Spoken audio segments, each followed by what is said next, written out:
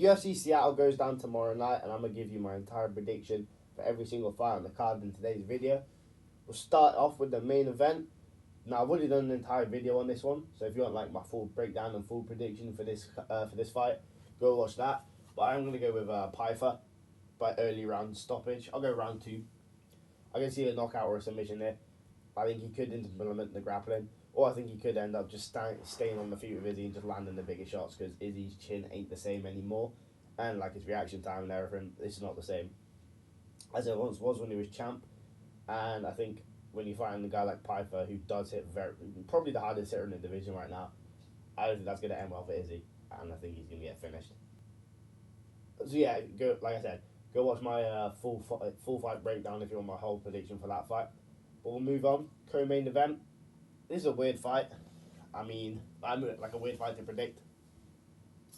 Obviously, they fought before, and Grasso got the win. I think she won 30-27 on every scorecard, if I remember that right. But Barber, obviously, she has made some improvements. She's on a pretty decent win streak right now. But at the same time, it's like, I don't know how much I can trust her. We've seen her have weight cutting issues recently. You know, she does get hit a lot in fights and get put in bad positions quite a lot. And I think Grasso might be able to take advantage of that. Grasso was like a lot of people are kind of downplaying how good she is. She is pretty decent for this weight class. She was the champ, obviously. Now, we saw in the other fights that kind of, I'm not going to say it was a fluke, but Shevchenko did prove that she's the better fighter, especially in the trilogy, obviously. But, I don't know, again, like, she lost every round. She's won like 3 of her last 17 rounds that she's fought or something like that. So I don't know how much I can, like, trust her actually being at this elite level at the top of the division. Because even before she got the title shot, it's not like she beat many good people. She got the title shot because Shevchenko had cleared out the division, you know? So, it's kind of hard, like, and since then she's lost twice. She lost every round to Silva, but again it's Silva. But then Silva didn't look that good against Rose. So, I don't know. I'll go, I'll go Barber, I guess. I don't know. I don't really trust either one, but I'll go Barber because she's on like the come up now. She's won quite a few in a row. I think she's won like 3 or 4 in a row. And Grasso's lost a few in a row, and that's the only reason I got. I don't know because Grasso. I don't know. I feel like Grasso might just get the win. It'll be like either way. It's gonna be like a close split decision, I think, and people are gonna complain about the decision either way. But yeah, we'll go on to the next fight. Michael Chiesa in his retirement fight. I'm pretty sure versus Nico Price in what should probably be his retirement fight as well. I'm gonna go with Chiesa. If this was like under normal circumstances, I'd probably go Chiesa as well. But this is Nico Price fighting a guy in his previously announced retirement fight. And last time that happened was Robbie Lawler, and we all saw what happened there. You know, I know I don't want to say too much, but the UFC were investigating some fights for with the FBI. That one they might want to look into. That was fucking weird.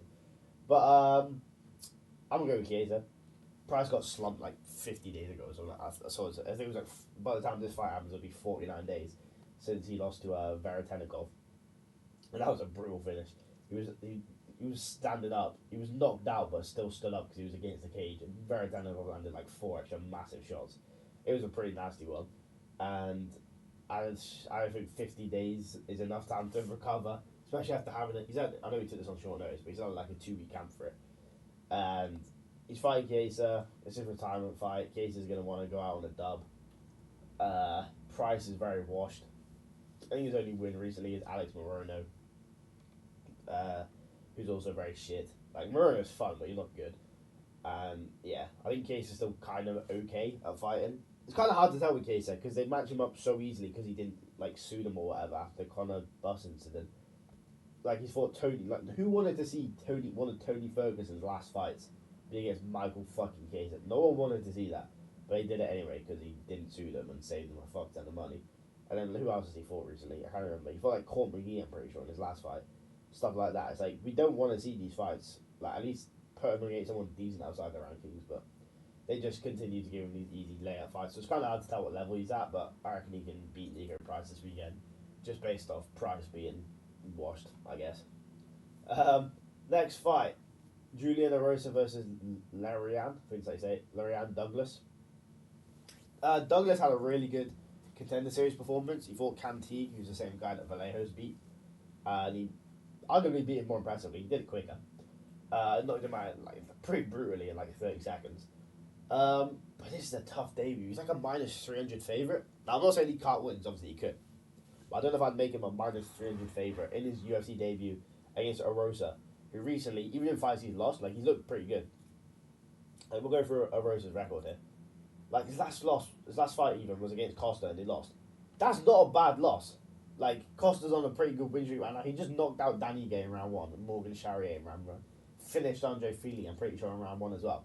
And Arosa took him to a fight in the night, like close decision. I do think I watched it. Obviously, I watched the fight. I did think Costa won pretty clearly, but still, it was a competitive fight. It was 2-1, even in the rounds Arosa lost. He still had some moments of success and looked good. And beat Elkins. That's not really that crazy. Beat C-Rod. You know, like C-Rod's not a bad guy in the division. Like, look at these. I know he's got a couple of bad losses here. The Caceres one wasn't a great look, but he's a tough guy. I think there's a good chance that he does just get limed out here in like the first round by Douglas. But I'm gonna go with Arosa. Fuck it, why not? We'll pick the young. I didn't think he's that old. We'll go with Arosa. I'll say by gritty decision. I think he'll get hurt early. Douglas will be putting it on him, and then maybe like the UFC inexperience. We do see guys underperforming their debut quite a lot as well. And then obviously like this is the biggest moment, and then Arosa's he's gone through all this before. He's been put in bad positions. I think he can come back.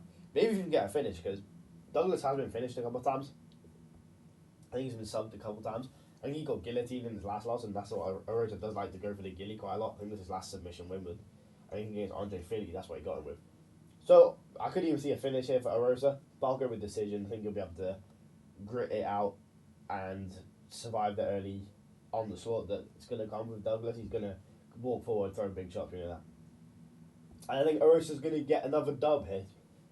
Another, what's it called? I don't fucking know. I don't know what I'm trying to say. I'll go with Arosa as like a plus 250 underdog. Let's go. Next fight. This is a cool fight. Mansour Abdul Malik versus Yusri Belguri. And I don't know who to go with here because it's a step up for both guys. Obviously, Abdul Malik, he just fought Chikoli, submitted him in the first round, and before that he fought, I think his fight before that was Brundage. He might have had another one in between, I can't remember. But he didn't look too great against Brundage. Finished him in round 3, but then he got overturned. I think he still got the dub. I think it just didn't count as a knockout win because there was a headbutt involved. So I think it was classed as a decision win. I think they just tallied up the judges' scorecards as of what had happened so far in that round. Or that fight, sorry. And obviously Belguri, he had a long kickboxing career. He fought Izzy and Alex. I think he lost them both times, but I know he fought them both twice, I'm pretty sure. He might have even got a dub in there. And now he transitioned over to MMA, trained with Alex at Glover's gym. I'm pretty sure he's with Glover as well, not just Alex. He obviously knocked out Bakoev in his last fight. That was his last fight, right? Let me have a look. Yeah, he knocked out Bakoev, looked really good in that fight, kind of beat the shit out of him. I was very sad. I like Bakoev. I'm thinking about winning this one because he's 6'6".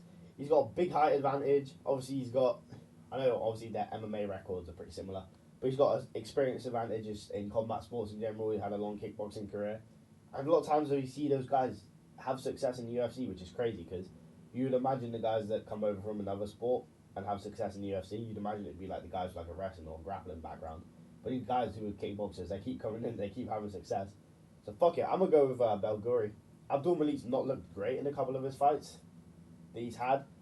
Like, let me go through. Like the Brundage one, he didn't look great. The Klein one, he nearly got knocked out in the first round. Todorovic, I'm pretty sure I don't think he had any trouble with that one. I can't remember off the top of my head, but he has had a couple of iffy moments before. And I'm gonna go with Belguri. I think he can catch him and maybe even put him away in this fight. So yeah, a couple of underdogs there in a row. Next fight, Terrence McKinney, my goat, versus Carl Nelson. Why is this playing up? There we go. I had to click about 8 times there. Damn, their records are the exact same. I'm gonna go with McKinney by round 1 finish because it's a McKinney fight, and even when he says he's gonna, take his time, enjoy the fight, go to a decision if he has to, like he's been saying this week, he's probably still gonna finish him in round 1 if he gets a W. Now, if this fight does get out of round 1, I will be very scared. But I'm still going with McKinney. I don't think Nelson's that good. We've seen that Nelson's lost against Steve Garcia. It was someone who's just going to walk forward and throw big shots, you know. I think Nelson had him in a bit of trouble. I think in a couple of bad positions in that fight. But then obviously Garcia reversed it, landed that massive elbow and put him away. And for McKinney, it is kind of scary because that Duncan fight, which was a war, was only, what's the date today, March. That fight was like 4 and a bit months ago. And that wasn't quite a lot of damage he took in that fight, that big elbow, which basically put him to sleep. Like, it is a bit of a quick turnaround, but we've seen him do that before and he's been alright. So I'll go with McKinney by early finish, but I feel like a way to make money on this fight, I might bet McKinney round 1 and then just Nelson to win in round 2 or 3. That might be an infinite money glitch. We'll have to see, but I'm going to go with McKinney there. Hopefully he gets a dub. I don't know which ones of these fights I'm actually going to be able to watch, because like I said, I'm at the Moses Atoma fight. So I'm going to miss these ones, I know that. Hopefully I get to see the GOAT Marcin Tybura. I think that's the first fight I'll be able to watch, but I definitely hope I get to see this fight, because I want to see Ignacio fight. Ignacio Bahamondes versus Taufik Musayev. I think that's how you say it. I'm going to go with Bahamondes pretty easily here. Musayev ain't that great. He got dominated by Orobai, which ain't a bad loss, in his UFC debut, but he's also like 34. He only got into the UFC because they were going to Azerbaijan, they were going to Baku, and he's from there, or he's from that area, and they wanted him on the card. He lost his debut. Now he's fighting Bahamondes, who's actually a pretty decent guy, UFC level. His only losses are to Fiziev. Fiziev's a top guy, well not top guy, but a decent guy in the division. Klein, who's probably going to be in the ranking soon, and he lost his debut. I can't remember who to, but that was a while ago, you know. UFC debut, you can't take too much out from that. And I think he's going to be able to get the finish here. I can see a knockout or submission. Musayev is pretty tough. He's only been knocked out one time. He's got like 18 knockouts or something, and he got knocked out himself one time. But I could see a sub as well. Musayev does put himself in bad positions. He's been triangled a couple of times, which we've seen Bahamondes do to other guys. And I think, look at the fucking height difference. Jesus Christ, and the reach difference. I think he'll be able to utilise his just, height and reach advantage and get the W here, get the finish. I'm gonna go with first or second round finish here for Bahamondes. I could see a knockout, I could see a submission either way. I could see him trying to implement the grappling. I know technically he's got a 0% takedown accuracy in the UFC, but fuck it. He'll get one this fight, there we go. So yeah, I'll go Bahamondes by finish, probably in the first or second round, I feel like. Next fight. Now, if you showed someone, Jesus Christ, if you showed someone a picture of these two guys and they didn't have any idea who they were, they'd probably all go with Gibson, which I might also have to do, but I'm gonna go with Hooper for now. I'm very scared because Chase Hooper is a bit dumb and gets cracked quite a lot. Like Hernandez fight, his last fight. So I could see him just get iced in this fight. But I'm going to go with Chase Hooper. Mostly just because I want to pick a guy with this physique over a guy with this physique.